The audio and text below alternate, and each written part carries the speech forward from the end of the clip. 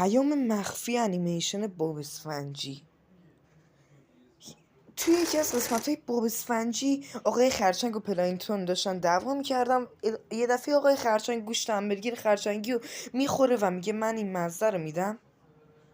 این برنامه کودک تو هر کدوم از قسمتاش میخواسته یه پیام اخلاقی رو به بچه‌ها برسونه، اما متاسفانه اون وسطاش اتفاقات وحشتناکی میفته، مثل این. و اصلا فکر نکنید وقتتون تلف میشه. همینش هم داره یه پیام اخلاقی رو میرسونه، مثل این که آرزو و امید داشتن چیز خوبیه، اما متاسفانه جامعه نمیخواد تو اینجوری باشی. یعنی تو محکومی برای زنده موندن تو همچین دنیای کثیفی اونجوری که خودشون دوست دارن زندگی کنی و خودشون خیلی واضح نشون میدن. امکان داره وقتی ما نزدیک اون آرزو بشیم خودمون و اون آرزو با